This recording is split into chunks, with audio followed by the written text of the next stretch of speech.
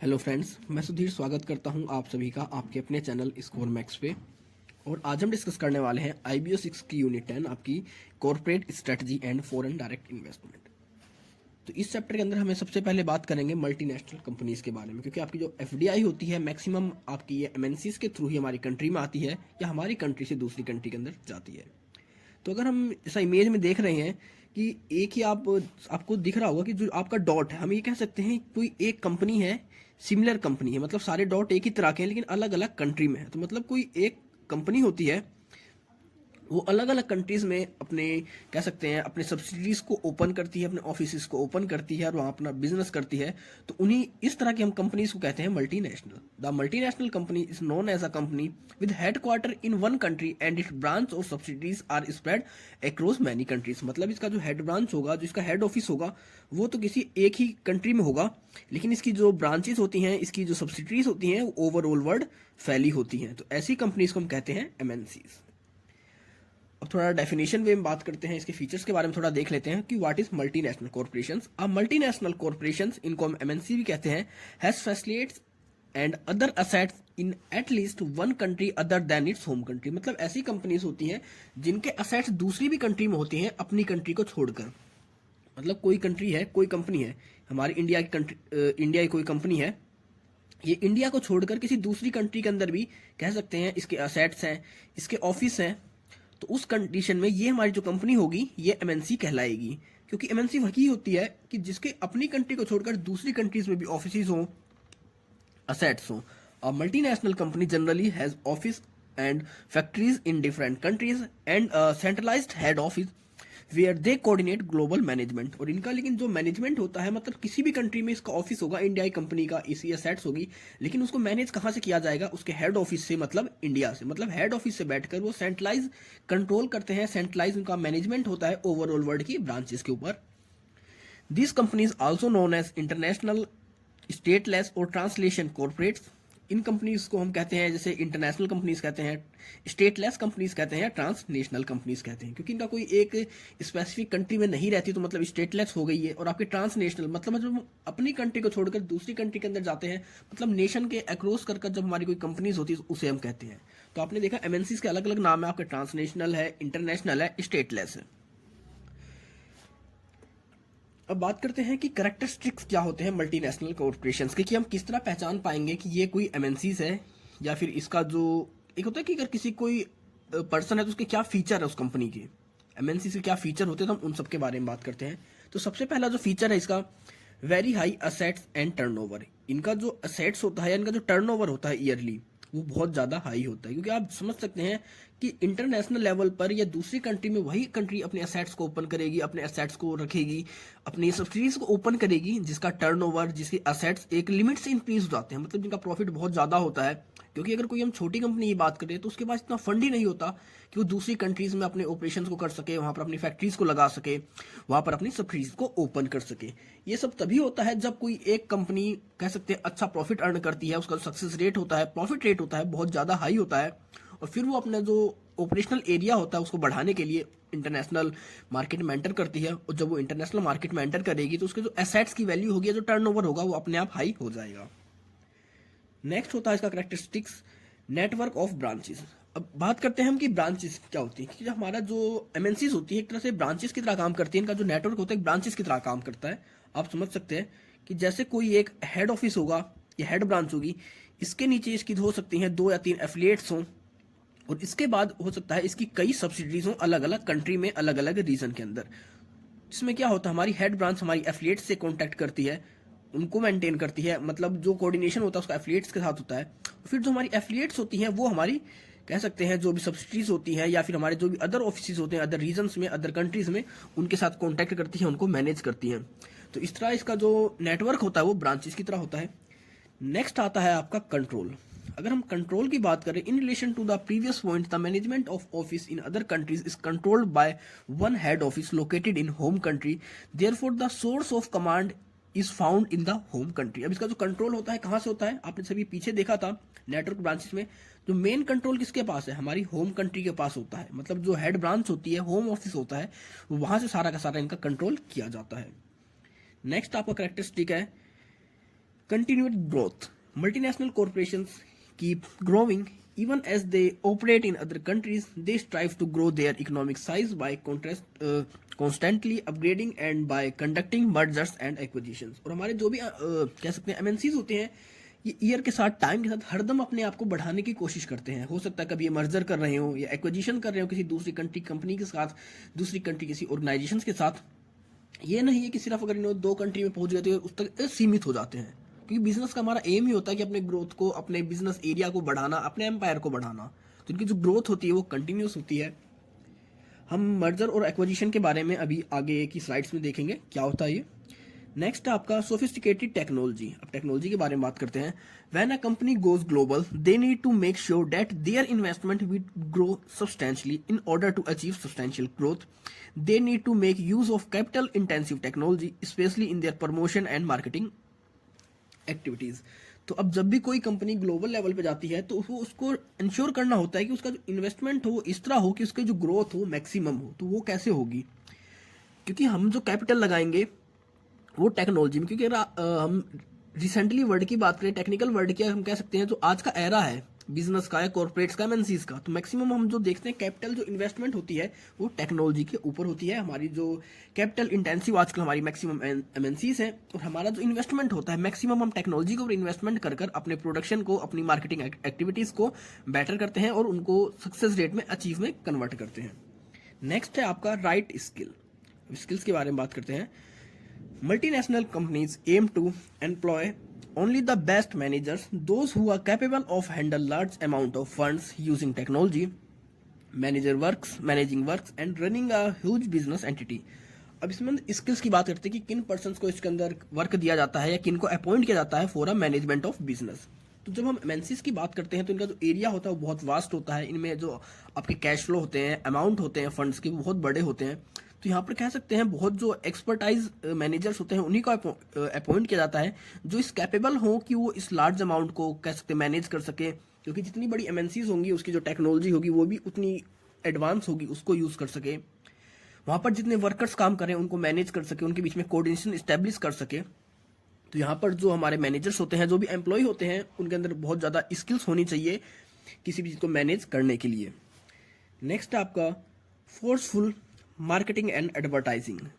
हम मार्केटिंग और एडवर्टाइजिंग की बात करते हैं, क्योंकि जब भी कोई हम इंटरनेशनल लेवल पे या एमएनसी से कोई अपना बिजनेस स्टैब्लिश करती है किसी दूसरी कंट्री में, तो जब तक उसकी मार्केटिंग और एडवर्टाइजमेंट नहीं होगी तब तक उसके प्रोडक्ट को, वो अपने प्रोडक्ट को इजीली सेल नहीं कर सकती। One of the most effective survival strategies of the MNCs is spending a great deal of money on marketing and advertising. This is how they are able to sell every product on brand they make. तो हमारी जितनी भी MNCs होती हैं ये marketing और advertisement के ऊपर बहुत ज़्यादा पैसा इन्वेस्ट करती हैं। रीज़न यही होता है कि वो कुछ भी प्रोडक्ट बनाएं, उनकी गुडविल होती है, एक ब्रांड होती है, लेकिन उस ब्रांड को पब्लिक के बीच में लेकर आने के लिए, पब्लिक को उसके बारे में अवेयर करने के लिए इतना इन्वेस्टमेंट कर देते हैं अपने एडवर्टाइजमेंट और प्रमोशन या कह सकते हैं मार्केटिंग के थ्रू, कि वो कुछ भी ले आए उनका वो प्रोडक्ट मार्केट में सेल होता है। क्योंकि उनकी जो एडवर्टाइजमेंट पॉलिसीज होती हैं, स्ट्रेटजीज होती है, मार्केटिंग स्ट्रेटजीज होती हैं, उनमें वो इतना ज़्यादा इन्वेस्ट करते हैं, उनमें कह सकते हैं इतना ज़्यादा एफर्ट डालते हैं कि वो किसी भी प्रोडक्ट को अपने मार्केट में सेल करने के लिए कैपेबल बना देते हैं।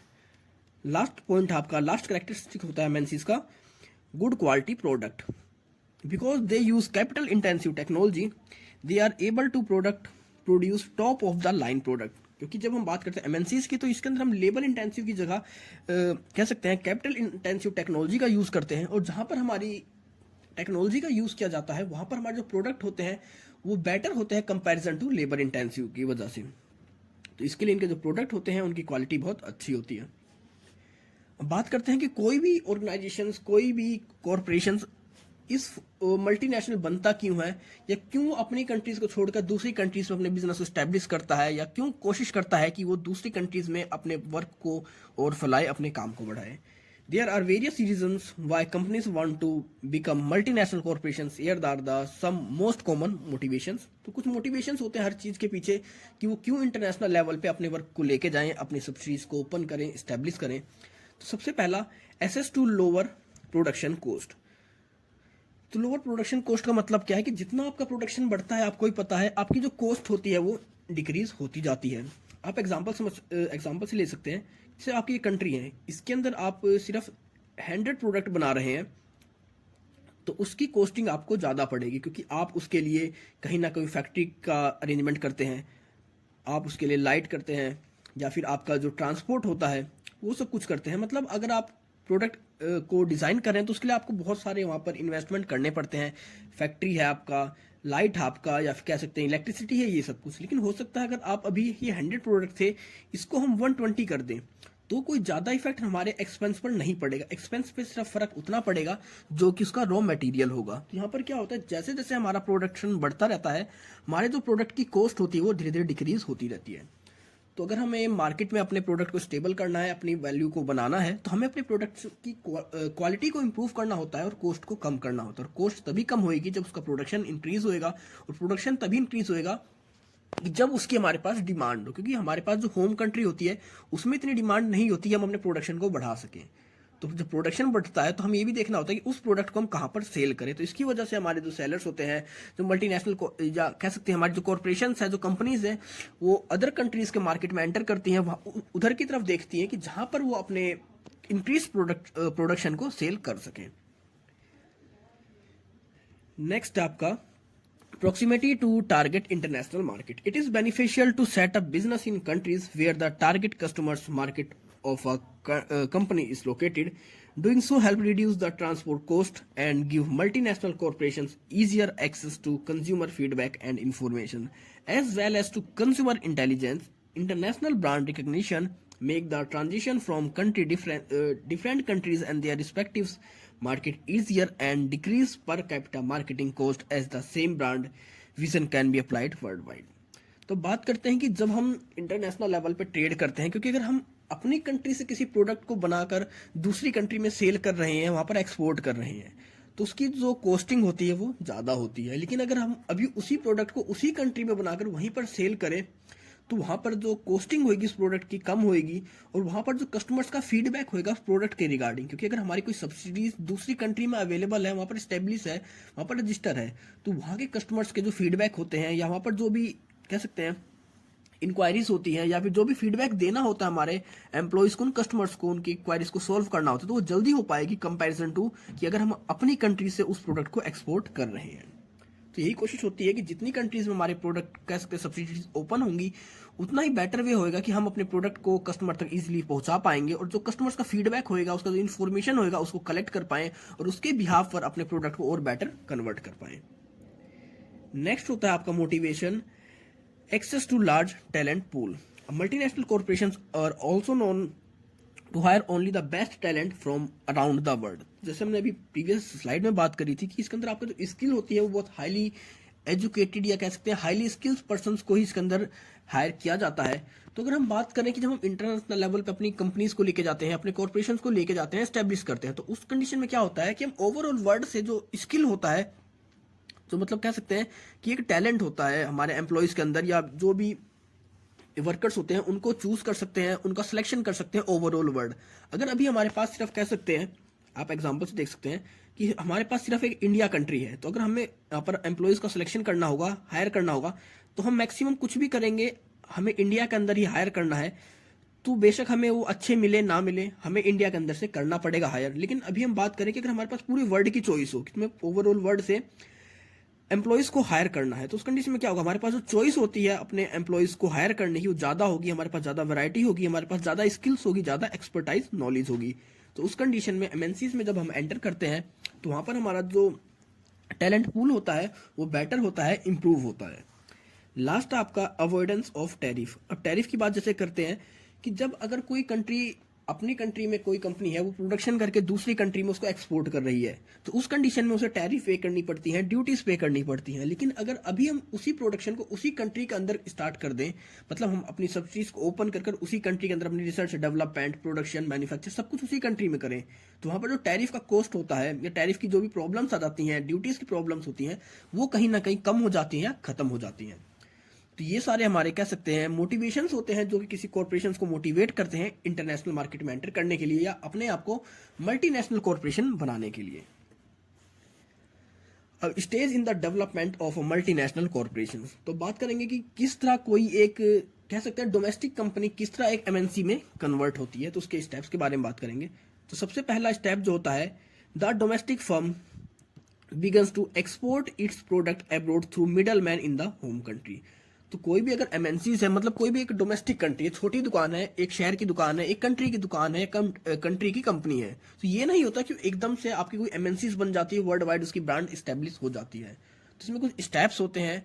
तो सबसे पहला क्या होता है कि हमारी जो होम कंट्री है वो किसी मिडल मैन के थ्रू अपने सरप्लस प्रोडक्ट को इंटरनेशनल मार्केट में एक्सपोर्ट करती है, दूसरी कंट्रीज में सेल करती है, एक्सपोर्ट करती है। तो इसमें होता है कि हमारा स्टार्टिंग होती है, हमारी जो डोमेस्टिक फर्म होती है, डोमेस्टिक कंट्री कंपनी होती है, वो स्टार्ट करती है अपने प्रोडक्ट को एक्सपोर्ट करना दूसरी कंट्रीज में थ्रू मिडल मैन।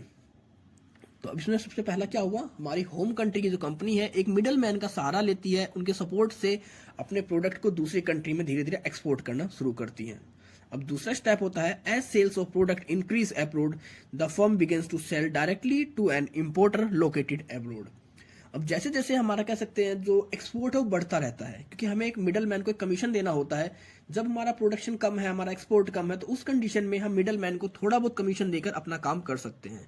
लेकिन जब हमारा जो एक्सपोर्ट है उसका जो वॉल्यूम है वो बहुत ज़्यादा बढ़ जाता है, तो हम उस टाइम क्या करते हैं कि हम अब कोशिश करते हैं अपने प्रॉफिट को बढ़ाने की, कि हमारी जो डिमांड है, डिमांड तो बढ़ चुकी है, तो अब हम क्यों उस मिडल मैन को कमीशन दे। अब हम डायरेक्ट दूसरी कंट्री के इंपोर्टर से कॉन्टैक्ट करते हैं जो कि हमारे प्रोडक्ट को परचेज कर रहा होता है। डायरेक्ट दूसरी कंट्री के अंदर जो एक्सपोर्टर होता है उससे हम कांटेक्ट कर लेते हैं, अपना जो भी होता है कि हम किस तरह उससे अपने प्रोडक्ट को एक्सपोर्ट करेंगे, और अपनी कंट्री की अपनी कंपनी के अंदर एक एक्सपोर्ट डिपार्टमेंट को इस्टेब्लिश कर देते हैं कि उसका काम सिर्फ ये रहेगा कि अब वो हमारा जो एक्सपोर्ट वर्क होता है दूसरी कंट्री के इंपोर्टर के साथ उसको मैनेज करना, उसको डील करना। अब तीसरा स्टेप होता है, the firm establish a sale branch abroad to handle sale and promotional work in a given foreign market. The manager of the sale branch is directly responsible to the home office. अब इसके बाद जब हमने देखा कि अब हमारी cell और इंक्रीज हो गई है, हमारी ग्रोथ अच्छी खासी हो रही है, हमारी डिमांड जो है इंटरनेशनल मार्केट में स्टैब्लिश हो चुकी है, हमारा प्रोडक्ट वहां पर अपनी एक गुडविल बना चुका है, तो उसके बाद फिर हम अब जो हमारा इंपोर्टर था हम उसको भी छोड़ते हैं और अब हम डायरेक्ट उस कंट्री के अंदर अपनी सेल्स ब्रांच को, मतलब कह सकते हैं हमारी जो सब्सिडीज होती हैं, हमारे जो आउटलेट्स होते हैं, उनको इस्टेब्लिश करते हैं, वहां पर रजिस्टर करते हैं, वहां पर ओपन करते हैं। और वहां पर जो भी हमारा कह सकते हैं प्रमोशनल वर्क होता है, मार्केटिंग वर्क होता है, हमारे जो मैनेजर्स होते हैं जिनको हम हायर करते हैं दूसरी कंट्रीज में सब्सिडीज में वर्क करने के लिए, वो उन सभी कामों के लिए रिस्पॉन्सिबल होते हैं टुवर्ड्स आवर होम ऑफिस। मतलब हमारे जो मैनेजर होते हैं अब दूसरी कंट्री के अंदर वहां की जो सेल्स ब्रांच होगी, चाहे उसकी मार्केटिंग हो चाहे प्रमोशनल वर्क हो, उन सभी काम को हमारे मैनेजर करेंगे और वो रिस्पॉन्सिबल होंगे सारे एक्शंस के लिए, रिस्पॉन्सिबिलिटीज के लिए, प्रॉफिट और लॉस के लिए हमारे होम ऑफिस के। इसके बाद होता है an overseas sales subsidies is establish, it is incorporated in a foreign country and hence enjoy greater autonomy than a sales branch. अब इसके बाद क्या होता है, अभी तक क्या था हमारा कि हमारी सिर्फ एक सेल ब्रांच हमने स्टैब्लिश करी थी। अब सेल ब्रांच को छोड़कर हम वहां पर अपनी पूरी पूरी एक बिजनेस यूनिट को ही स्टैब्लिश कर देते हैं। मतलब अभी तक क्या था कि हम सिर्फ सेल वहां पर कर रहे थे, लेकिन अब हम वहां पर अपनी एक सब्सिडीज को ओपन कर देते हैं, सब्सिडीज को एस्टेब्लिश कर देते हैं कि अब हमारा प्रोडक्शन भी वहीं पर होगा, हम रॉ मटेरियल भी वहीं से परचेज करेंगे। मतलब हमारा जो टोटल वर्क होता है प्रोडक्ट को बनने से लेकर कस्टमर तक पहुंचने तक का सारा काम हम उसी कंट्री में करने लग जाते हैं। इसके बाद आता है आपका the firm start production in the foreign country through contract manufacturing and assembly operation. अब दूसरी कंट्री में अपनी जो मैन्युफैक्चर होता है वो किस तरह करते हैं, अब हो सकता है हम किसी वहां की उसी कंट्री किसी कंपनी के साथ कॉन्ट्रैक्ट कर ले अपने प्रोडक्ट का मैन्युफैक्चर के लिए, या फिर कह सकते हैं हम असेंबली ऑपरेशंस करा लें, कि हो सकता है हम एक पार्ट किसी दूसरी कंट्री से मंगा रहे हैं, दूसरा पार्ट किसी तीसरी कंट्री से मंगा रहे हैं, और आखिरी में उस एक स्पेसिफिक कंट्री के अंदर अलग अलग कंट्रीज के पार्ट को इंपोर्ट कर कर उनको असेंबल कर ले। तो हम ये भी करना स्टार्ट करते हैं। इसके बाद आपका स्टेप आता है manufacturing facility is established abroad, now the firm has a subsidy abroad that manufactures and sell the product in the foreign market. अब इसके बाद हमारी जो सब्सिडीज होती है वो स्टेब्लिश हो चुकी होती है फॉरेन मार्केट के अंदर, और अब हमारा वहाँ पर प्रोडक्शन भी होता है, हमारी कह सकते हैं जो मैन्युफैक्चरिंग होती है वो भी होती है। तो इसके बाद वो रेडी होती है कि अब अपने प्रोडक्ट को वो सेल कर सके इंटरनेशनल मार्केट में या फॉरेन मार्केट के अंदर। द लास्ट स्टेप है द सब्सिडीज और operating unit abroad are integrated, the parent company take strategic और policy decisions for all subsidies, the subsidies operation under capitalized planning और कंट्रोल। यही आपका लास्ट स्टेप होता है कि जब आपकी कंट्री दूसरी कंट्री के अंदर अपनी सब्सिडीज को स्टैब्लिश कर लेती है, वहाँ पर आपका प्रोडक्शन स्टार्ट हो जाता है, अब आपका मैन्युफैक्चरिंग भी है, आपकी जो भी मार्केटिंग पॉलिसीज हैं वो सब आप उसी कंट्री के हिसाब से करते हैं। और कहीं ना कहीं जितनी भी हमारी पॉलिसीज होती हैं, इनका जो प्लानिंग होता है, इनका जो कंट्रोल होता है, इनको कंट्रोल कहाँ से किया जाता है? आपके हेड ऑफिस से। तो ये थे आपके stages development of multinational corporation कि किस तरह कोई एक home based company multinational corporation में कन्वर्ट होती है। अब stage of strategies of multinational corporation कि मल्टीनेशनल कॉरपोरेशन जो होती हैं मतलब किन किन तरह की स्ट्रेटजीज का यूज़ करती हैं। तो इसके अंदर कोई ज़्यादा स्ट्रेटजीज के बारे में बात नहीं करी गई है। एक आपका ट्रांसफर प्राइसिंग की बात करी गई है। इसके अंदर हमारी जो कंपनीज होती हैं वो अपने टैक्स को किस तरह सेव करती हैं उसके बारे में बताया गया है। तो सबसे पहले बात करते हैं, the parent company typically is based in the home country and it set up units in other countries called host country. तो हमारे पास दो तरह की कहते हैं, एक होती है होम कंट्री। होम कंट्री मतलब वो है जहाँ की कंपनी ओरिजिनली है, मतलब जहाँ कंपनी फाउंड हुई है, मतलब जो एक पेरेंट कंपनी होती है, मतलब जिसका खुद का नेशन होता है। मतलब एग्जाम्पल से देख सकते हैं, ये इंडिया की एक कंपनी है, तो ये मतलब उसका जो हेड ऑफिस है, हेड ब्रांच है, मतलब इंडिया ही है, मतलब इंडिया से इस कंपनी ने अपना कॉर्पोरेशन करा है। तो ये हमारी कहलाएगी होम कंट्री और पेरेंट कंपनी। मतलब इंडिया तो हमारी हो जाएगी होम कंट्री और हमारी जो भी कॉर्पोरेशन होगी, जो भी कंपनी होगी, वो कहलाएगी हमारी पेरेंट कंपनी। अब इसके बाद ये कंपनी क्या करेगी, अलग अलग कंट्रीज में अपनी सब्सिडीज को ओपन करेगी, अलग अलग कंट्रीज में अपनी सब्सिडीज को ओपन करेगी। तो जिस भी कंट्री में वो अपनी सब्सिडीज को ओपन करती है वो कहलाएंगी होस्ट कंट्रीज। मतलब हमारी जो मेन कंपनी की जो भी सब्सिडीज जिस भी कंट्री में अपनी ब्रांच ओपन करेंगी वो कंट्रीज कहलाएंगी होस्ट कंट्रीज। तो ये दो कॉन्सेप्ट है आपका, home country, host country, parent company. अब इसके बाद बात करते हैं हम ट्रांसफर प्राइसिंग। इसके बारे में आप अपनी प्रीवियस यूनिट्स में भी या कह सकते हैं प्रीवियस आईबीओस में भी पढ़ चुके हैं। ट्रांसफर प्राइसिंग का एक तरह से आपके एमएनसीज यूज करती हैं अपने टैक्स को कम करने के लिए। तो ट्रांसफर प्राइसिंग होता क्या है, इसको हम नॉर्मली समझते हैं। इसके अंदर कह सकते हैं कोई कंपनी तो एक ही होती है, मतलब कोई एक कंपनी है लेकिन उसकी एंटिटी दो है। मतलब कह सकते हैं कोई उसकी सब्सिडी दो होती है, एंटिटी एक्स और एंटिटी वाई। लेकिन जो भी ये दो एंटिटी हैं, ये कह सकते हैं हम किसी एक ही कंपनी की दोनों ब्रांच है। मतलब कोई एक्स नाम की कंपनी है, उसी के एंटिटी एक्स एक दूसरी कंट्री में है और उसी के एंटिटी वाई किसी दूसरी कंट्री में है। अब क्या होता है कि हर कंट्री का जो टैक्स रेट होता है वो अलग अलग होता है। तो ये कंट्री जैसे हम कह सकते हैं इसका स्टील प्लांट का काम है, मतलब हमारी जो एंटिटी एक्स है ये स्टील का मैन्युफैक्चर करती है, इसका प्रोडक्शन करती है। और हमारी जो एंटिटी वाई है ये कार का प्रोडक्शन करती है। तो हम कार का प्रोडक्शन करेंगे तो हमें स्टील चाहिए होगा उसके लिए, क्योंकि बिना स्टील के आप कार का प्रोडक्शन नहीं कर सकते। तो हमारी एंटिटी वाई क्या करेगी कि अब इसको स्टील तो चाहिए, तो ये किसी और कंट्री से, किसी और कंट्री कंपनी से ना लेकर उस स्टील को अपनी ही कह सकते हैं पेरेंट कंपनी की सब्सिडी से अलॉट करेगी, उससे परचेज करेगी। तो इसमें क्या होगा, हमारी जो एक्स कंपनी होगी वो ट्रांसफर करेगी स्टील हमारी एंटिटी वाई को, और इसके बदले में हमारी जो वाई एंटिटी है वो हमारी एक्स एंटिटी को उसका प्राइस देगी। अब प्राइस किस तरह देगी, इस प्राइस को इस तरह सेट किया जाता है कि जिसके थ्रू वो टैक्स को अवॉइड कर देते हैं और टैक्स के अंदर अपना बेनिफिट उठा लेते हैं। तो इसको आप एग्जाम्पल समझ सकते हैं।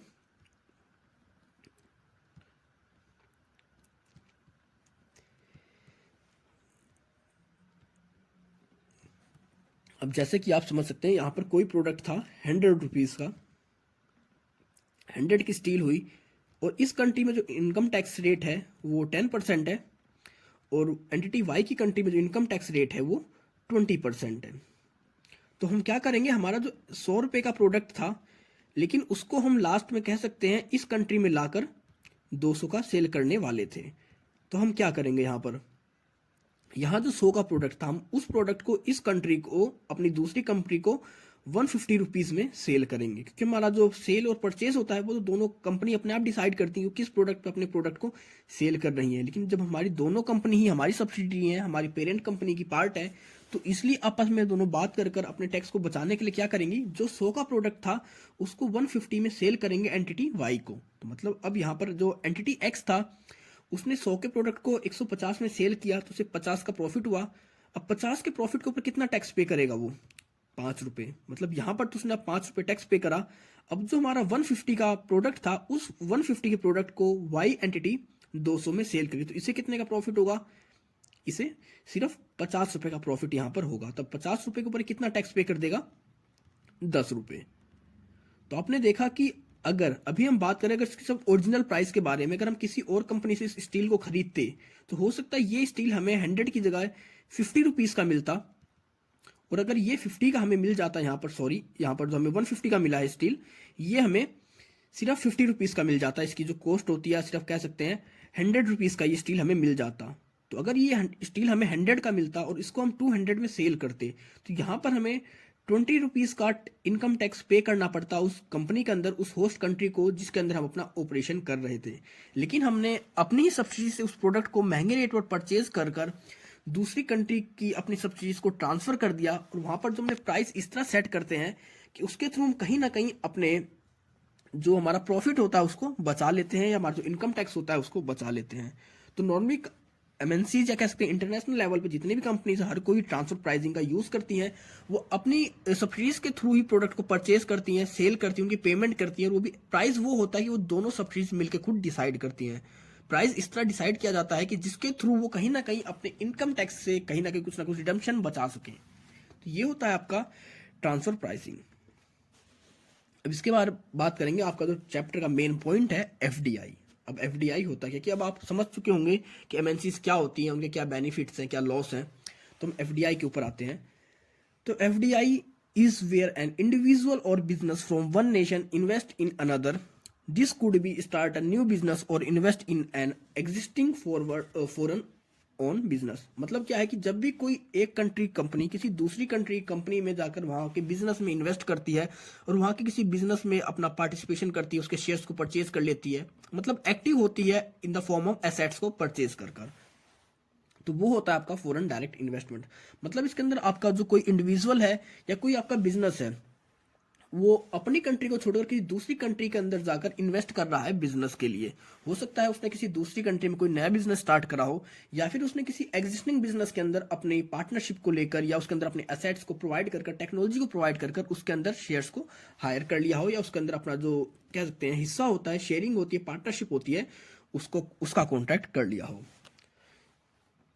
जैसा कि आप इमेज में देख सकते हैं कि एक अमेरिकन कंपनी है, ये इन्वेस्ट करती है जापान की कंपनी में। तो आपने क्या हुआ कि कंपनी तो अमेरिका की है लेकिन वो इन्वेस्ट कहाँ कर रही है, जापान के अंदर। तो यही होता है आपका एफडीआई कि हम अपनी कंट्री को छोड़कर किसी दूसरी कंट्री के अंदर इन्वेस्टमेंट करते हैं for the purpose of business, और मिनिमम हमारा जो शेयर परचेज करते हैं, हमारा जो हिस्सा होता है उस बिजनेस के अंदर वो 10% का होना चाहिए, तभी उसको हम एफडीआई कहते हैं। एग्जाम्पल समझ सकते हैं। For instance mister M blocks from US has 1 million and want to start a new company in Germany. He invest this creation a new clothing manufacturing firm in the country. This would classify as the FDI. तो यही example था जो मैंने आपको image के through बताया कि America का कोई ट्रेडर है मिस्टर ब्लॉक्स, उसके पास $1 million है, वो इन्वेस्ट करना चाहता है उसको न्यू कंपनी में जापान के अंदर।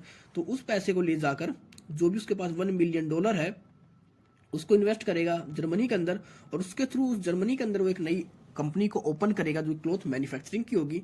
तो ये कहलाएगी आपकी एफडीआई। अब benefits of FDI foreign direct investment की, फॉरेन डायरेक्ट इन्वेस्टमेंट के बेनिफिट क्या होते हैं। तो सबसे पहला आपका जो बेनिफिट है वो है बूस्ट टू इंटरनेशनल ट्रेड। आपका जो इंटरनेशनल ट्रेड होता है उसको बूस्ट करता है, उसको कह सकते हैं जैसे कैटलिस्ट का काम करता है हमारा एफडीआई किसी भी इंटरनेशनल ट्रेड के अंदर।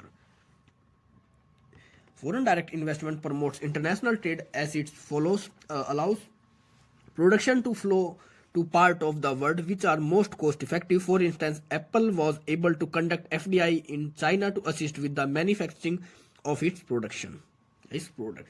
तो आपका जो इंटरनेशनल ट्रेड होता है उसमें बूस्ट करता है, क्योंकि एफडीआई के थ्रू हम किसी दूसरी कंट्री के अंदर इन्वेस्टमेंट करते हैं, अपना प्रोडक्शन करते हैं, हम वहाँ पर अपना कह सकते हैं इन्वेस्टमेंट करेंगे जहाँ से कि हमें चीप लेबर मिल सके, हमें अच्छी टेक्नोलॉजी मिल सके, और जहाँ के थ्रू हमारे जो प्रोडक्ट की डिमांड हो या उसकी जो क्वालिटी हो बेटर इंप्रूव हो सके। क्योंकि प्रोडक्ट हम तभी इंटरनेशनल मार्केट में ज़्यादा सेल कर पाएंगे जब हम उस प्रोडक्ट को कम कॉस्ट पर मैन्युफैक्चर कर पाएंगे। दूसरा होता है reduced regional and global tensions. अब इसके अंदर होता है आपका जो रीजनल ऑफिस होते हैं या आपके जो ग्लोबल ऑफिस होते हैं उनके बीच में कह सकते हैं फ्लक्चुएशंस चलती रहती है हरदम। तो उन फ्लक्चुएशंस को कम करता है। As we have seen with the Apple example, a supply chain is created between countries in part this is created by the division of labour. For instance South Korea may be take the battery, Taiwan the ID sensors and the Japan the cameras. तो मतलब इसके अंदर क्या होता है, आपका जो tension होता है किसी प्रोडक्ट को हम उसको डिवाइड कर देते हैं। जैसे हम असेंबलिंग के ऊपर यहाँ पर काम करते हैं, हर कंट्री एक दूसरे के ऊपर डिपेंड हो जाती है। हम उस कंट्री से वो प्रोडक्ट को लेते हैं जो कि उस कंट्री में बेटर होता है। जैसे हम सभी समझ जानते हैं कि जो साउथ कोरिया है वो अपनी बैटरीज के लिए फेमस है, और अगर हम जापान की बात करें तो जापान अपने कैमरास के लिए कह सकते हैं जो भी है फेमस है। तो हम जापान से तो अपने प्रोडक्ट के लिए कैमरा को परचेज करेंगे, प्रोडक्शन कैमरे की जापान से कराएंगे, और बैटरीज का जो प्रोडक्शन होगा हम साउथ कोरिया से करेंगे। तो इसके अंदर क्या होता है, हमारा जो एक सिंगल कंट्री के ऊपर जो बर्डन होता है, जो टेंशन होता है ग्लोबल या रीजनल लेवल का, वो घट जाता है, और वो कहीं ना कहीं डिवाइड हो जाता है हमारी सब्सिडीज के अंदर, और हमारी सारी सब्सिडीज एक दूसरे के ऊपर डिपेंडेंट होती हैं। नेक्स्ट आपका sharing of technology, knowledge and culture. अब इसके अंदर जब हम एमएनसीज की बात करते हैं, हम इंटरनेशनल लेवल पर ट्रेड कर रहे हैं, हम अलग अलग कंट्रीज में अपनी सब्सिडीज को ओपन कर रहे हैं। तो जब हम एफडीआई लेके आते हैं, जब हम एफडीआई लेके आए हैं किसी दूसरी कंट्री के अंदर, तो जब भी मतलब क्या है कि एफडीआई का मतलब यही है कि हम किसी दूसरी कंट्री के अंदर बिजनेस कर रहे हैं, हमने अपनी वहाँ पर सब्सिडीज ओपन करी है, या वहाँ की किसी कंपनी के अंदर अपना शेयर परचेज करा है। तो जब भी हम दूसरी कंट्री से इंटरेक्ट करेंगे, वहाँ पर ट्रेड करेंगे, उनके अंदर हम बिजनेस करेंगे, तो कहीं ना कहीं हम अपनी टेक्नोलॉजी को भी लेके जाते हैं, और कई बार होता है कि वहां से भी कुछ बेटर टेक्नोलॉजी को अपनी कंट्री में लेके आते हैं जो कि हमारे लिए अच्छी हो सकता है। हम टेक्नोलॉजी शेयर कर रहे हो, हम नॉलेज भी हो सकता है, और हमारा कल्चर भी होता है। कि जब भी हम किसी दूसरी कंट्री में आते हैं, हम कुछ ना कुछ जरूर सीख के आते हैं उस कंट्री से, कुछ ना कुछ जरूर लेके आते हैं उस कंट्री से। या बात करें कि जब एफडीआई आती है, तो एफडीआई अपने साथ कहीं ना कहीं टेक्नोलॉजी को भी लेके आती है, क्योंकि उसका मेन पर्पस होता है अर्निंग, और अर्निंग तभी होगी जब वो अपने साथ बेटर टेक्नोलॉजी को लेके आएगी। नेक्स्ट आपका डाइवर्सिफिकेशन। अब डाइवर्सिफिकेशन की बात करते हैं। From the business perspective, foreign direct investment reduce risk through diversification by investing in other Nations. इस spreads the company's exposure. In other words, it is not so reliant of country A. For instance, Target derives its entire revenues from the US. Should an economic recession hit stateside, it's almost guaranteed to harm its profit. तो इसमें क्या होता है कि हमारा जो loss का या जो प्रॉफिट का डाइवर्सिफिकेशन होता है, वो हम डाइवर्सिफिकेशन कर देते हैं। अब आप इस तरह समझ सकते हैं जैसे हमारे पास एक कंट्री, दो कंट्री या तीन कंट्री है। अब कई बार क्या होता है किसी एक कंट्री के अंदर रिसेशन आ गया, तो उस कंडीशन में हमें क्या होगा, लॉस होगा। लेकिन अगर हमने एफडीआई का यूज कर रखा है, मतलब हमारी जो इन्वेस्टमेंट है वो अलग अलग कंट्री में है, ये दूसरी कंट्री में ये प्रॉफिट में चल रही है, और हमारी जो तीसरी कंट्री जहां हमने एफडीआई कर रखा था वहां पर भी प्रॉफिट थी। तो उस कंडीशन में क्या होता है, अगर हमें किसी एक कंट्री से लॉस होता है, तो कहीं ना कहीं दूसरी कंट्री से जिनमें हमने एफडीआई कर रखा था, हमारा जो फॉरेन डायरेक्ट इन्वेस्टमेंट हमने कर रखा था, या जिसने हमारी कंट्री से में कर रखा था, उसको प्रॉफिट हो जाता है, या वो जिसका लॉस हुआ होता है वो उन प्रॉफिट से मैनेज हो जाता है। नेक्स्ट आपका lower cost and increase efficiency. तो जब भी हम एफडीआई की बात करते हैं, तो उसके अंदर हम बात करते हैं कि हम एफडीआई कहाँ पर करेंगे। मतलब जहां पर हमें चीप लेबर मिलेगा वहां करेंगे, जहां पर हमें बेटर स्किल्स मिलेगी, बेटर टैलेंट मिलेगा, अच्छी टेक्नोलॉजी मिलेगी। तो जब हम हर चीज़ को देखेंगे, तो कहीं ना कहीं जब हमें लेबर अच्छा मिलेगा, हमें टेक्नोलॉजी अच्छी मिलेगी, तो वहां पर हमारी जो प्रोडक्ट की कॉस्ट होगी, कॉस्ट कम हो जाएगी, और जो हमारी एफिशिएंसी होती है वो अपने आप इंक्रीज हो जाएगी। नेक्स्ट आपका टैक्स इंसेंटिव। अब टैक्स इंसेंटिव की बात करते हैं। Reduce level of corporation tax can be big business billions each and every year. This is why big firms such as Apple use sophisticated technologies of offshore money in international subsidies. तो जितनी भी हमारी FDI होती है, इससे कहीं ना कहीं हमें टैक्स के अंदर इंसेंटिव मिलता है, क्योंकि अलग अलग कंट्रीज वो मोटिवेट करती हैं अलग अलग कंट्रीज की कंपनीज को कि वो उनकी कंट्री में आए, अपना फॉरेन डायरेक्ट इन्वेस्टमेंट लेके आए। क्योंकि जब भी कोई कंट्री आपकी कंट्री में एफडीआई लेकर आती है, तो कहीं ना कहीं वो आपकी कंट्री से कुछ एम्प्लॉयज़ को एम्प्लॉयमेंट देती है, आपको नई टेक्नोलॉजी प्रोवाइड करती है, और आपकी कहीं ना कहीं कह सकते हैं आपको कस्टमर्स को अच्छे प्रोडक्ट, आपको अच्छी क्वालिटी के प्रोडक्ट, आपके जीडीपी में भी कुछ ना कुछ कह सकते हैं जो पार्टिसिपेशन होता है उसका जरूर होता है। लास्ट आपका एम्प्लॉयमेंट एंड इकोनॉमिक बूस्ट। तो जब भी अगर आपकी कंट्री में एफडीआई आ रही है, मतलब आपकी कंट्री में आपके पास आप कह सकते हैं एम्प्लॉयमेंट बढ़ेगा, आपको बेटर क्वालिटी मिलेगी, आपकी इकोनॉमी में नए नए प्रोडक्ट आएंगे, तो वो चीज़ कहीं ना कहीं हमारा जो एम्प्लॉयमेंट होता है और इकोनॉमिक कंडीशंस होती है, उन दोनों को बूस्ट करने का काम करता है। तो ये थे हमारे फॉरेन डायरेक्ट इन्वेस्टमेंट के बेनिफिट्स। अब disadvantage of foreign direct investment, कि कोई भी चीज़ अगर किसी का कोई प्रॉफिट है तो उसके लॉस भी होते हैं। तो इसके डिसएडवांटेज के बारे में बात करते हैं कि एफडीआई के क्या लॉस हैं, क्या डिसएडवांटेज है। तो सबसे पहला है आपका फॉरेन कंट्रोल। अब इसके अंदर आपका जो कंट्रोल होता है किसी कंपनी के ऊपर, वो फॉरेन की कंपनीज में, या कह सकते हैं जो फॉरेन उसका ओनर होता है, उसका कंट्रोल होता है आपकी कंपनी पर, आपकी कंट्री के प्रोडक्ट पर, आपकी कंट्री के बिजनेस पर। क्योंकि उसने आपकी कंट्री में एफडीआई लेकर आया है, हो सकता है वो 50+ शेयर हो आपके बिजनेस के अंदर उसके, या उसने टोटल की टोटल पूरी पूरी यूनिट 100% खुद ही अपनी आपकी कंट्री में इस्टेब्लिश करी है। तो उसके अंदर उस प्रोडक्शन के ऊपर या उस प्रोडक्ट के ऊपर, उस कंपनी के ऊपर जो भी कंट्रोल होता है, हमारी कंट्री का ना होकर दूसरी कंट्री के ओनर का होता है। तो सबसे बड़ा डिसएडवांटेज यही है कि हमारी कंट्री का उस प्रोडक्ट के ऊपर, उस इन्वेस्टमेंट के ऊपर कोई भी कंट्रोल नहीं होता। कभी भी हो सकता है इन फ्यूचर में रैंडमली अपनी पूरी पूरी इन्वेस्टमेंट को हमारी कंट्री से निकाल ले, हमारी कंट्री से आउटफ्लो कर दे। One of the main fears particularly among developing nation in that they can essentially be bought and controlled by foreign powers. Land, labor, and capital are relatively cheap in countries such as Vietnam or Taiwan. Therefore, the US or other developed nation can come in the significant sum and buy up vast sum of the country. इसके बाद होता है lost of domestic job. अब जब भी कोई foreign direct investment आपकी country में आती है, मतलब वो अपने साथ कहीं ना कहीं अच्छी टेक्नोलॉजी लेकर आ रही है, मशीन्स को लेकर आ रही है, टेक्निकल पावर्स को लेकर आ रही है, तो उसके बाद क्या होता है, आपका जो डोमेस्टिक जॉब होती है वो कहीं ना कहीं कम हो जाती है। क्योंकि अभी तक आपने लगाया एग्जांपल कि कोई एक वर्क था प्रोडक्शन का, उसको 10 आदमी मिलकर एक साथ करते थे, मतलब कोई प्रोडक्शन था जिसको करने के लिए 10 हमें आदमियों की नीड थी। लेकिन अभी कोई वहाँ पर एफडीआई, और एफडीआई के थ्रू हमारी कंट्री में ऐसी कोई टेक्नोलॉजी आ गई कि अब जो 10 लोगों का इंसान है वो कोई एक सिंगल मशीन कर सकती है। तो मतलब एक सिंगल मशीन उसका काम करेगी, तो उस मशीन को चलाने के लिए भी सिर्फ हमें एक ही लेबर की नीड होगी। तो उसमें क्या हुआ, हमारा एक लेबर सिर्फ यहाँ पर काम करेगा, और जितने भी हमारे नो कह सकते हैं नो मैन पावर थी, उनकी जो जॉब होती है वो खत्म हो जाएगी, उनकी जो जॉब होती है वो लॉस कर बैठेंगे अपनी जॉब को। तो इस तरह कहीं ना कहीं जो फॉरेन डायरेक्ट इन्वेस्टमेंट होती है, ये हमारी जो डोमेस्टिक जॉब्स होती हैं उनको डिक्रीज करती है, और इसकी वजह से हमारे बहुत सारे वर्कर्स को अपनी जॉब लूज करनी पड़ जाती है। नेक्स्ट आपका risk of political and economic change. अब पॉलिटिकल और इकोनॉमिक चेंज क्या होता है कि जैसे ही हमारा हर कंट्री के साथ एक कह सकते हैं रिलेशन होता है, पॉलिटिकल रिलेशन, इकोनॉमिक रिलेशन, या उस कंट्री का पॉलिटिकल कह सकते हैं सिचुएशन क्या है, क्या कंडीशन है, इकोनॉमिक कंडीशन क्या है। अभी अगर हम बात करते हैं इस टाइम पे इंडिया और चाइना के बारे में, तो यहाँ के इन दोनों के जो पॉलिटिकल रिलेशंस है या जो इकोनॉमिक रिलेशंस है वो इतने अच्छे नहीं है। हो सकता है कि अभी चाइना की कोई कंपनी हमारी कंट्री में इन्वेस्टमेंट तो कर दे, लेकिन हो सकता है कि वो बाद में उस इन्वेस्टमेंट को निकाल ना सके, या हो सकता है अभी हमारी कंट्री के कुछ गवर्नमेंट रूल्स रेगुलेशंस ऐसे हो जाएं कि जो इन्वेस्टर्स के, जो चाइना का इन्वेस्टर है उसके लिए फेवरेबल ना हो। तो हमें ये भी देखना होता है कि जब हम एफडीआई करते हैं तो उसका डिसएडवांटेज भी है कि कई बार हमारी जो इकोनॉमिक और पॉलिटिकल चेंजेस होते हैं उनकी वजह से जो हमारी इन्वेस्टमेंट होती है टोटल, वो कह सकते हैं फंस जाती है, ना तो उसको हम निकाल सकते हैं और ना ही यूज कर पाते हैं। तो नॉर्मली ये 3 हमारे डिसएडवांटेज थे फॉरेन डायरेक्ट इन्वेस्टमेंट के।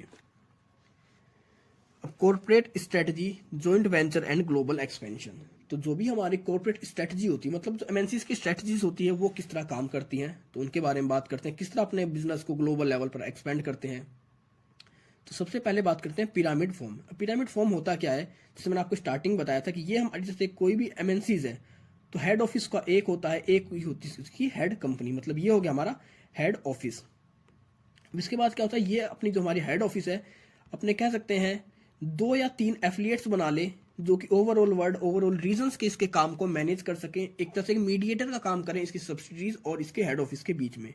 तो यहाँ पर हमारा एक था इंटरमीडिएटर एफिलिएट्स, दूसरा एफिलिएट्स और ये तीसरा एफिलिएट्स। मतलब ये तीनों हमारे एफिलिएट्स हैं, एक तरह से मिडल मैन है जो कि हमारी हेड कंपनी, हेड ऑफिस और हमारी सब्सिडीज के बीच में मीडिएटर का काम करेंगे।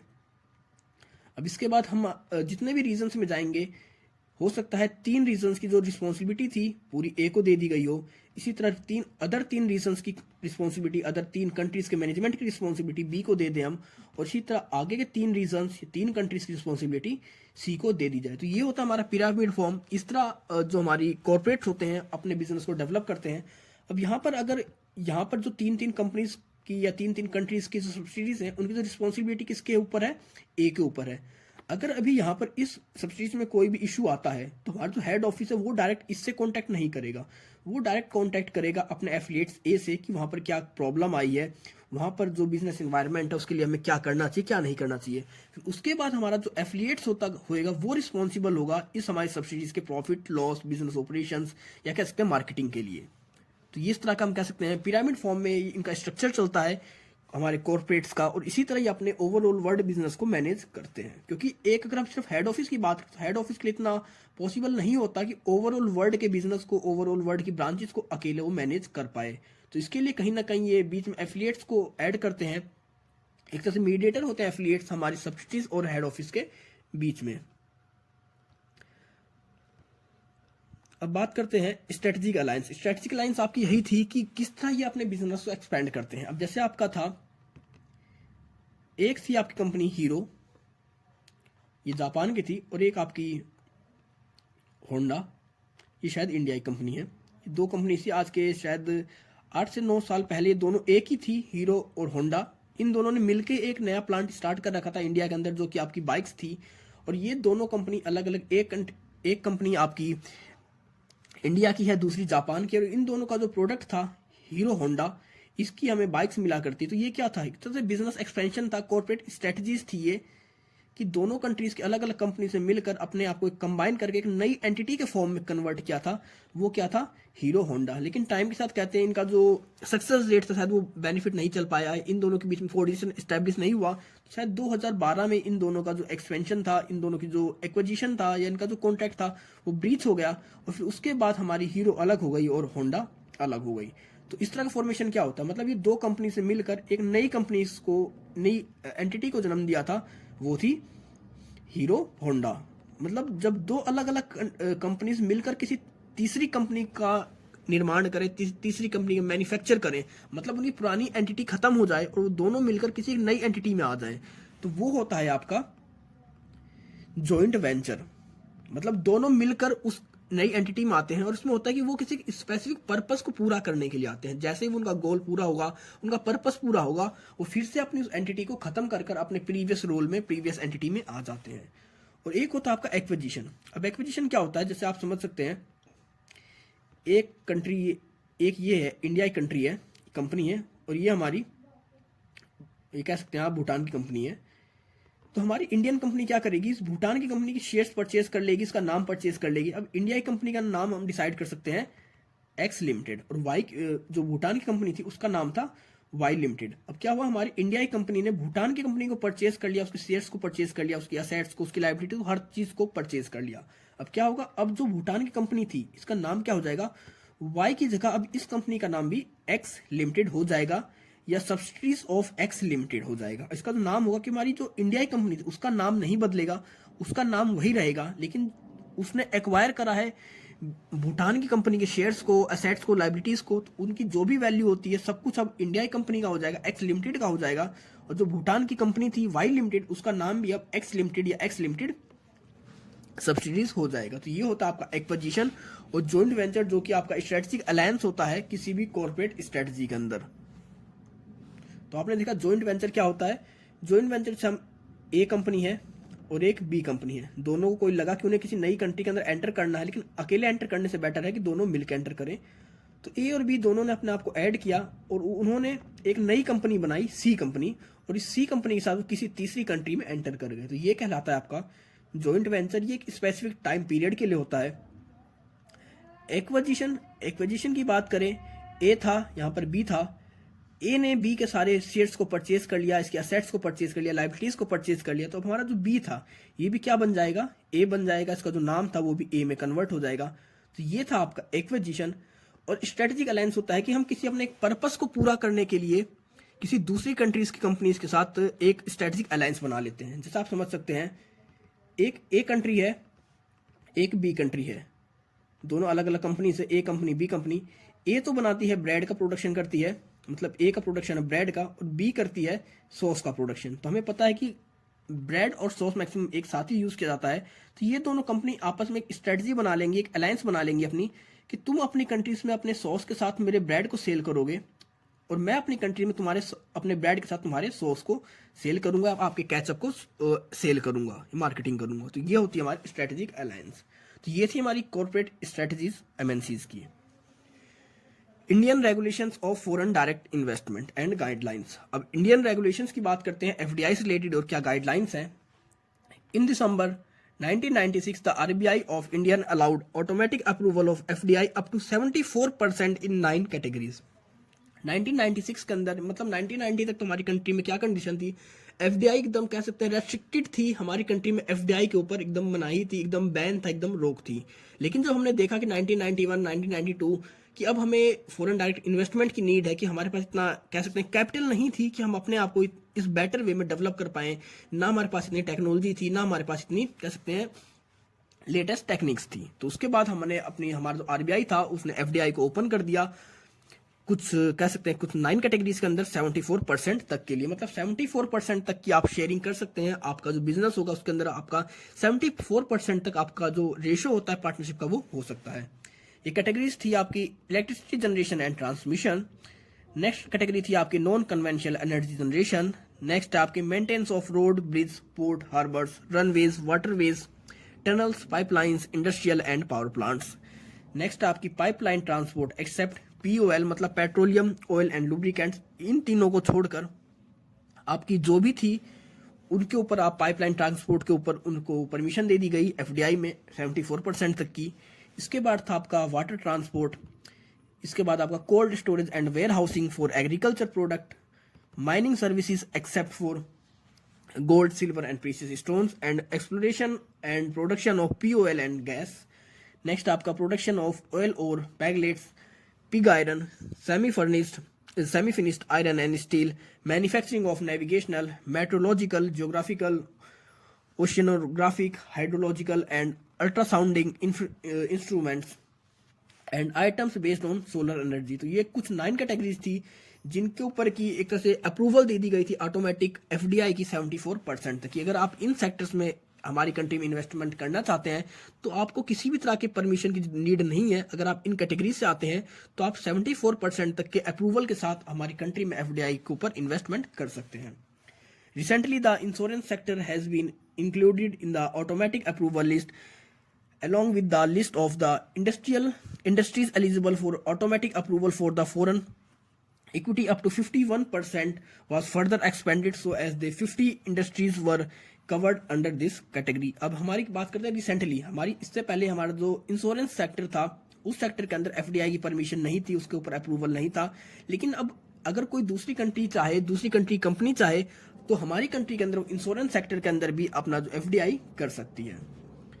अब बात करते हैं कि in 1997 the government of India announced the first ever guidelines for FDI to ensure expeditions approval for foreign investment in areas not covered under approval automatic approval priority areas included. मतलब 1997 में क्या हुआ कि 1996 में तो कुछ हमें ऑटोमेटिक अप्रूवल के दे दी गई थी 9 कैटेगरी। फिर 1997 में देखा गया कि जिन एरियाज को, जिन कैटेगरीज को कवर नहीं किया गया था ऑटोमेटिक अप्रूवल के अंदर, उनके बारे में भी गाइडलाइंस जारी करी गई कि उनके अंदर भी आप इन्वेस्टमेंट कर सकते हैं। तो कौन कौन से एरिया थे जिनके अंदर इन्वेस्टमेंट की बात करी गई। इंफ्रास्ट्रक्चर था आपका, export potential, large scale employment potential, item having linkage with the firm sector, social sector project like hospital, health care and medical, और लास्ट था आपका proposal that lead to induction of technology and infusion of capital. तो ये कुछ ऐसे sectors थे जिनको 1997 के अंदर हमारी गवर्नमेंट के थ्रू इंट्रोड्यूस किया गया था, अनाउंस किया गया था for the ensure of FDI approval. अब Indian regulations of foreign direct investment and guidelines की इंडिया के अंदर क्या रूल्स हैं, क्या रेगुलेशंस, हम उसी के बारे में भी बात कर रहे हैं। The guidelines of January 1997 was follow for foreign companies to set up 100% subsidies on the basis of following criteria। 1997 के अंदर ही एक और हमारी गवर्नमेंट के थ्रू एक गाइडलाइंस इशू करी गई जिसमें बात करी गई कि अब आप हमारी कंट्री के अंदर कुछ क्राइटेरियाज को फॉलो कर 100% आपकी जो सब्सिडीज हैं उनका जो रेशो होता है आप ओपन कर सकते हैं। मतलब पूरा का पूरा कंट्रोल अब फॉरेन हाथों में चला जाएगा। फॉरेन कंट्रीज की कंपनीज हमारी कंट्री में आकर इन्वेस्टमेंट करे और उस कंपनी का जो पूरा कंट्रोल लगाओ फॉरेन कंट्रीज की कंपनी में होगा। लेकिन उन्हें ये सब करने के लिए कुछ क्राइटेरिया को फॉलो करना होगा। इसमें आपके जो क्राइटेरिया थे, where only holding operation is involve and all downstream investment are to be carried out need prior approval. मतलब इसके अंदर आपकी जो डाउन स्ट्रीम इन्वेस्टमेंट है उसके लिए आपको प्रायर अप्रूवल लेना होगा। दूसरा था आपका where proprietary technology is sought to be protected और sophisticated technology is sought to be brought in. Next था आपका where at least 50% of production is exported, मतलब कि एक्सपोर्ट बढ़ावा दिया कि आपको 50% करना ही करना है मिनिमम। अगर आप 100 प्रोडक्ट बनाते हो तो आप 50 एक्सपोर्ट करोगे, तो जब हम एक्सपोर्ट करेंगे तो कहीं ना कहीं उससे हमारी कंट्री का जो फॉरेन एक्सचेंज रिजर्व होता है वो इंक्रीज होएगा। नेक्स्ट है where there are consultancy projects, हमारे जो कंसल्टेंसी प्रोजेक्ट थे उनके बारे में बात करी गई थी इसके अंदर। And where there are 50 project where are the projects in power ports and industrial town states. और हमारे कहाँ पर थे ये 50% का एक्सपोर्ट, आप कोई प्रोडक्शन करो 50% आप एक्सपोर्ट करो। और अगर आप कंसल्टेंसी प्रोजेक्ट्स के अंदर आते हैं या फिर आपका जो प्रोजेक्ट है पावर से रिलेटेड है, पोर्ट से रिलेटेड है, या आपका फिर इंडस्ट्री टाउन या स्टेट से रिलेटेड है, तो इस कंडीशन में इन सभी कैटेगरीज के अंदर, इन क्राइटेरिया के अंदर आप 100% सब्सिडीज को ओपन कर सकते हैं। On 30 August 2000, the government opened more gates to foreign investment in the new economy. Following are highlights of the policy change. फिर हमारी कंट्री ने, कह सकते हैं हमारी गवर्नमेंट ने 2000 के अंदर 30 अगस्त 2000 को कुछ और पॉलिसीज ओपन करी फॉरेन डायरेक्ट इन्वेस्टमेंट के लिए। क्योंकि जब अगर आप बात करते हैं कि आपको मल्टीनेशनल कॉर्पोरेशन अपनी बढ़ानी है, आपको इंटरनेशनल लेवल पे ट्रेड करना है, आपको अपने प्रोडक्ट की क्वालिटी को इंप्रूव करना है, इकोनॉमी को डेवलप करना है, तो उस कंडीशन में आपको फॉरेन इन्वेस्टमेंट की नीड जरूरी हो जाती है। तो इसी के लिए तो सबसे पहले जो हाईलाइट्स थे हमारी 30 अगस्त 2000 की जो पॉलिसी आई थी एफडीआई से रिलेटेड गवर्नमेंट की, सबसे पहला हाईलाइट था 100% of FDI allowed on automatic route in internet, telecom infrastructure providers, email, voice। तो मतलब अगर आप टेलीकॉम सेक्टर से हैं, इंटरनेट सेक्टर से हैं, तो आपको 100% एफडीआई अलाउ कर दी गई थी। मतलब अब कोई भी हमारी कंट्री में आकर इन चीज़ों में इन्वेस्टमेंट कर सकता है 100% सब्सिडीज के साथ। मतलब उसका जो पूरा कंट्रोल होगा पूरा उसी कंट्री के पास होगा। No sectoral FDI caps in manufacturing unit set up to SEZ special economic zones. जो हमारे स्पेसिफिक जोन्स थे उनके लिए अब कोई भी सेक्टरल एफडीआई नहीं थी।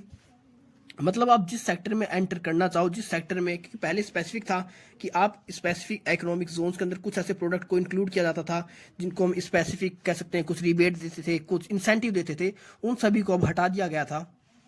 अब अपनी आप मर्जी के हिसाब से, अपनी नीड के हिसाब से, अपनी कह सकते हैं जो चॉइस होती ना अपनी, उसके हिसाब से आप उस चीज़ में इन्वेस्टमेंट कर सकते थे।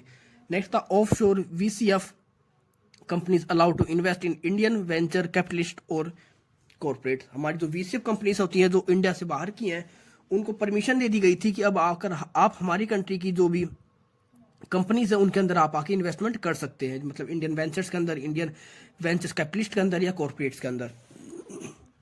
1 to 2% royalty payment on 1 to 2% royalty payment on foreign brand names trademarks allowed. अब जो फॉरेन ब्रांड के जो ब्रांड थे, ट्रेडमार्क थे, उनके ऊपर सिर्फ रॉयल्टी कितनी लेनी जाने, जो रॉयल्टी की पेमेंट होती है कितनी फिक्स कर दी गई, सिर्फ 1 से 2%। मतलब एक कह सकते हैं बहुत कम इन्वेस्टमेंट, कम वहाँ पर फीस फिक्स करी गई, जिसके थ्रू ज़्यादा से ज़्यादा इन्वेस्टमेंट दूसरी कंट्री से हमारी कंट्री के अंदर आए। फिफ्थ है 543% royalty payment permitted to parent foreign companies by their wholly owned subsidies operated in India. और अगर किसी कंट्री की, कह सकते हैं हमारी कंट्री के अंदर उसने अपनी सब्सिडीज ओपन करी है, उसकी पूरी कंट्रोल करती है फॉरेन सब्सिडी, तो उसके अंदर कह सकते हैं 543 रॉयल्टी परमिटेड।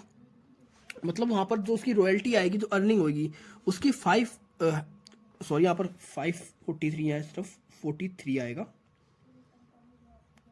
ये कह सकते हैं आपकी जो मैक्सिमम रॉयल्टी थी, उस मैक्सिमम रॉयल्टी को परमिटेड कर दिया गया उसकी पेरेंट कंपनी के पास। मतलब जो भी अब वहाँ पर अर्निंग होगी, जो रॉयल्टी होगी, जितने भी उसके प्रोडक्ट सेल होंगे, उन हर प्रोडक्ट के हिसाब से जो मैक्सिमम अर्निंग होती है उसकी पेरेंट कंपनी को ट्रांसफर हो जाएगी। और लास्ट था आपका telecom department corporates complete Bharat संचार निगम लिमिटेड फॉर्मेट। और इसके साथ ही आपका जो भारत संचार निगम लिमिटेड था, या आपका जो बीएसएनएल था, उसको फॉर्म किया गया था अगस्त 2000 में। तो ये थे आपके 30 अगस्त 2000 की जो नई पॉलिसी आई थी regarding to foreign investment. Foreign exchange regulation, FERA and FEMA, मतलब हमारा जो फॉरेन एक्सचेंज मैनेजमेंट था उसके बारे में बात करेंगे, फेरा एंड फैमा। तो सबसे पहले हमारा फेरा आया था, उसके बाद कुछ सालों बाद उसको रिप्लेस कर कर हमारी जो नीड थी वो चेंज होती रही थी। हमारे टाइम के हिसाब से हमने अपनी नीड और डिमांड के हिसाब से फेरा को कन्वर्ट कर दिया गया था फैमा के अंदर। अब बात करते हैं, the FERA 1973 was review in 1993 and new act called foreign exchange management act FEMA, मतलब हमारा जो फेरा था 1973 में आया और उसको चेंज कर दिया गया था, रिव्यू कर दिया गया था 1993 के अंदर फैमा के साथ। और इसी के अंदर कुछ ना कुछ उसके अंदर नए भी एक्ट को जोड़ा गया था और फैमा को इसके साथ हम कह सकते हैं 1999 के अंदर भी कुछ ऐड किया गया है और 2000 के अंदर भी इसमें कुछ ना कुछ जो करेक्शन थी या जो हम इम्प्रूवमेंट कहते हैं वो किया गया है।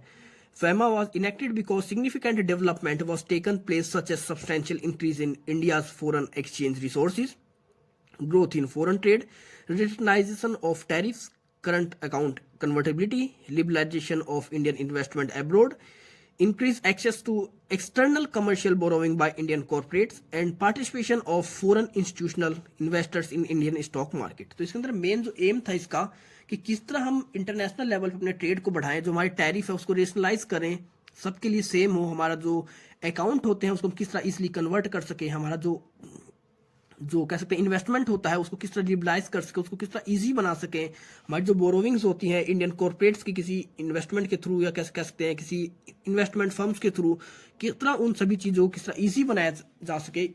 शॉर्ट फॉर्म में अगर हम बात करें तो इसके अंदर सिर्फ इनका मेन मोटिव था किस तरह हम अपने एक्सपोर्ट और इंपोर्ट को इजी बनाए। मेन फोकस था एक्सपोर्ट के ऊपर कि जिसके थ्रू हम फॉरेन एक्सचेंज को अर्न करें, जो कि हमारी कंट्री में अर्निंग का काम करें। The objective of the act is facilitate external trade and payment to the promote orderly development and maintenance of foreign exchange market in India। तो इसका जो मेन ऑब्जेक्टिव था फैसिलिटी प्रोवाइड करना था एक्सटर्नल ट्रेड से रिलेटेड, एंड आपकी जो payment होती है उसको प्रमोट करना कि आपकी जो पेमेंट हो वो इजीली वे में हो सके, जल्दी हो सके, आसानी से हो सके। Salient feature of the act are, अब हम बात करते हैं फैमा के जो आपके फीचर्स थे। Cases already in courts under FERA shall be govern by FERA and right under appellate board under FERA has been dissolve and replaced by the appellate tribunal and special directors plus PLs। जो हमारी appellate board था फेरा के अंदर उसको हमने replace कर दिया गया था appellate tribunal and special director के थ्रू, मतलब अब जो उसको एक अलग से एक पूरी बॉडी बना दी गई थी जो इससे रिलेटेड सारे आपके डिसीजंस को ले सके। नेक्स्ट था आपका every adjudicating authority now has the power of civil court the defenders under the shell act be liable to civil imprisonment. अब इसके अंदर आपकी जो अथॉरिटी थी, मतलब इससे पहले जो अथॉरिटी थी उसके पास कोई सिविल कोर्ट की अथॉरिटी नहीं थी कि किसी को प्रिजन दे सके, किसी को पनिशमेंट दे सके, किसी को बैन लगा सके। लेकिन जो हमारा फैमा आया इन्होंने ये कह सकते हैं इस एक्ट ने इस तरह की अथॉरिटी को ऐसी पावर दी कि वो एक तरह से सिविल कोर्ट की तरह वर्क कर सकता है और किसी भी अगर देखता है कि कोई उसके डिफॉल्टर्स है, उसके लॉस को डिफॉल्ट कर रहा है तो उसके अगेंस्ट वो सिविल कह सकते हैं केसेस भी कर सकता है। नेक्स्ट था the penalty is thrice a sum involve up to 2 lakh rupees where the amount is not qualifiable, further penalty of rupees 5,000 for every day if contravention of the act continues. अब इसके अंदर बात करी गई थी आपकी जो पेनल्टी लगती है किसी के ऊपर, तो इसके अंदर आपकी पेनल्टी थी वो अप टू 2 लाख तक की पेनल्टी की बात करी गई थी। और अगर कोई पेनल्टी को नहीं पे करता, मतलब किसी ने कोई कह सकते हैं डिफॉल्ट करा, उसके ऊपर पेनल्टी लग गई, उसको पे नहीं कर रहा है, तो पर डे के हिसाब से 5,000 का उसके ऊपर जो डेली पेनल्टी इंक्रीज होती रहेगी। और लास्ट था आपका Reserve Bank of India has been given more powers for management of foreign exchange, RBI can issue direction और इंस्पेक्ट अथॉरिटीज पर्सन्स। अब इसके अंदर हमारा जो RBI था उसको मोर पावर्स दी गई कि वो हमारे फॉरेन एक्सचेंज को इजीली मैनेज कर सके, क्योंकि हमारे RBI के पास पहले इतनी पावर नहीं थी। तो इस एक्ट के साथ ही फेरा के साथ ही हमारे RBI को और स्ट्रॉन्ग किया गया in the field of foreign exchange management. तो ये चैप्टर आपका खत्म होता है। आई होप आपको सब कुछ समझ में आ गया होगा। अगर आप कोई इशू है, कोई डाउट है तो आप मुझे कमेंट सेक्शन में कमेंट करके पूछ सकते हैं, नहीं तो आप मुझे मेरे इंस्टाग्राम अकाउंट पर फॉलो कर सकते हैं। तो मिलते हैं जल्दी एक नई वीडियो के साथ, तब तक के लिए take care, goodbye friends.